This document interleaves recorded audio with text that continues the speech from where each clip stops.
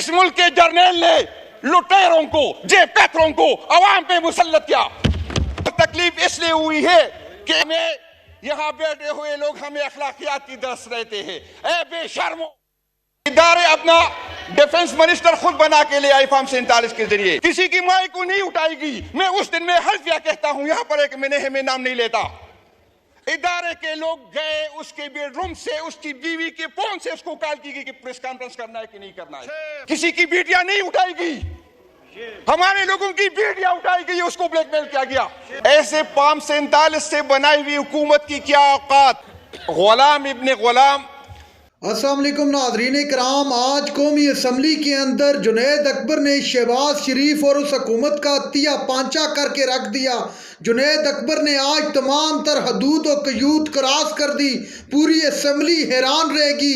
जुनैद अकबर माजी के अंदर इस तरह इतनी शिद्दत के साथ कभी नहीं बोले और ना ही कभी इस तरह तनकीद किए जिस तरह आज किसी को भी ना बख्शा। ख़ास तौर पर वहाँ पे मौजूद शहबाज शरीफ अपना मुंह छिपाते रहे। आप वीडियो देखिए, फिर इस पर बात करते हैं। पीपल पार्टी वालों की मजबूरी है, इसको जबरदस्ती इत्तेहादी बना दिया गया है। सब रो रहे, सब एहतजाज कर रहे। इनका रिज़्क जी है इस असम्बली से चलता है, इनका रोजगार ही यही है। ये कमाते हैं, ये करप्शन करते हैं और अपने बच्चों को खिलाते। इनका इख्तिदार के अलावा कोई गुजारा नहीं है। ऐसे फॉर्म 47 से बनाई हुई हुकूमत की क्या औकात। डिस्कस तो उन लोगों के साथ किया जाता है जिनकी कोई औकात हो। एस्टेब्लिशमेंट के लाने वाले उसकी तालीम की बता दे, उसकी तरक्की की बता दे, और हमें इत्तराज है, हमें एस्टेब्लिशमेंट के बजट पे इत्तराज है। सिर्फ 2200 अरब रुपए नहीं है। सिविलियन की जो बजट है, सिविलियन की जो तनख्वाहें है, जो पेंशन है, 560 अरब रुपए वहां पर भी है। हमें इसलिए इत्तराज है कि हम अपनी मुल्क की दिफा चाहते हैं। हम चाहते हैं कि हमारी दिफा मजबूत हो, हम चाहते हैं कि हमारी आर्मी मजबूत हो, लेकिन उसका जो काम है वो अपना काम करे। हम इसलिए इत्तराज है कि आया हमारे इदारों के साथ इतना ज्यादा फंड है। हमें इसलिए इत्तराज है कि हमारे इदारे जो वो काम उसकी जिम्मेदारी बनती है वो नहीं करते, किसी और काम में लगे हुए हैं। हमें इसलिए इत्तराज है कि यहाँ के इदारे जो मेरे डिफेंस की बजट से उसको पैसे मिलते हैं, एक एमएनए के साथ राबिता किया गया था कि आपको 20 करोड़ देंगे, आपको 30 करोड़ देंगे। हमें इत्तराज है इस फंड पे कि फंड कहां से आता है।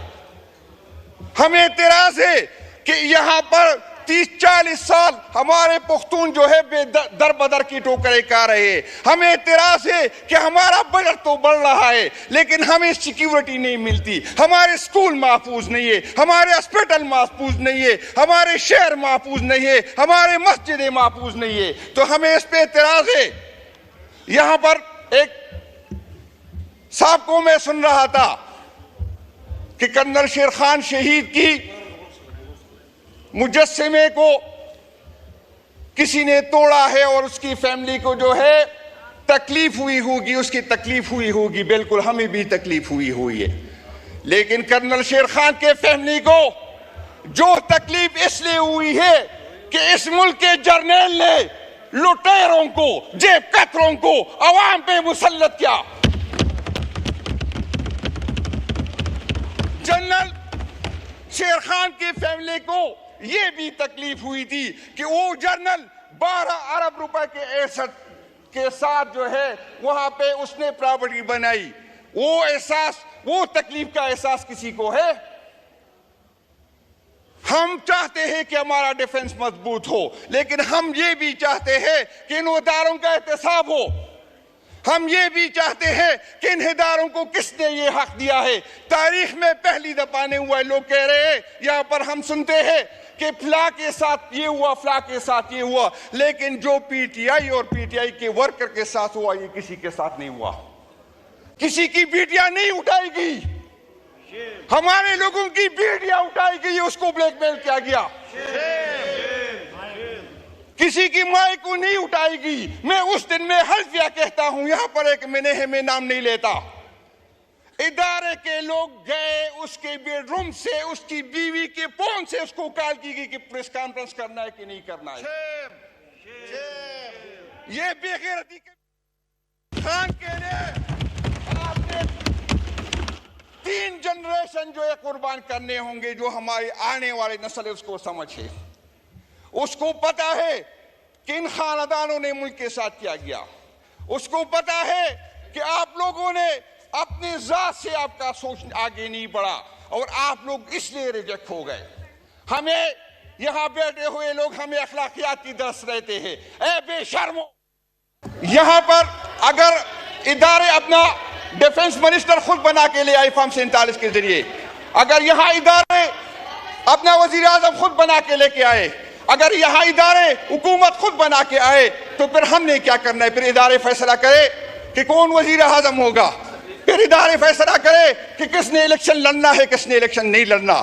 اگر ہمیں کہا جاتا ہے تو ادارے بھی اپنی حدود میں رہے.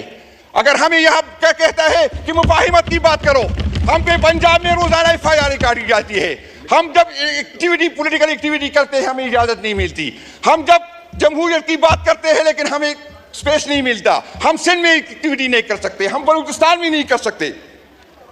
پھر KPK میں آپریشن کی بات کر رہے 10 منٹ ہو گئے, لیکن ہمیں اعتماد میں نہیں لیا جاتا.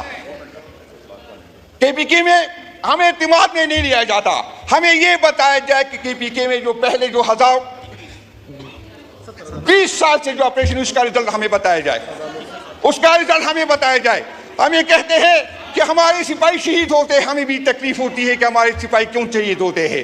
لیکن بھائی اسپیکر صاحب, جب ایک سپاہی فوج میں جاتا ہے تو وہ شہید ہونے کے لیے ہوتا ہے. وہ شہید اس کے ذہن میں ہوتا ہے کہ میں شہید ہوتا ہوں, ہم اس کے جذبے کی قدر کرتے ہیں. لیکن ڈپٹی اسپیکر صاحب, میں نے شہید نہیں ہونا. میرے پاس بیٹا ڈاکٹر امجد کی فیملی نے شہید نہیں ہونا تھا, لیکن 4 لاشیں انہوں نے اٹھائی. یہاں پر اگر ادارے کے لوگ شہید ہوتے ہیں تو ہمیں اس کی قدر ہے, لیکن اس کو میڈل ملتا ہے, اس کو پیکج ملتا ہے, اس کو جھنڈا ملتا ہے, اس کو سلامی ملتا ہے. میں یہ ہزاروں شہید کہاں لے کے جاؤں؟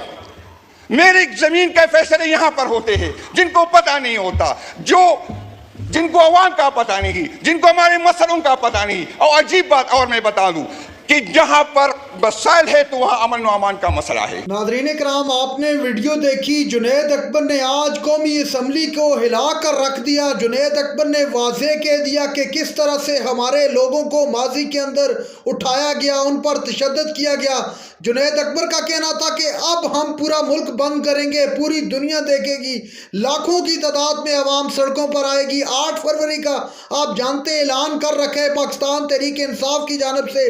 اب حکومت کے ہاتھ پاؤں پھولنا شروع ہو چکے ہیں کہ اگر یہ دوبارہ سڑکوں پر آ گئے تو ان کو کس طرح سے ٹیکل کیا جائے گا. مسلم لیگ نون خاص طور پر بہت زیادہ پریشان ہے.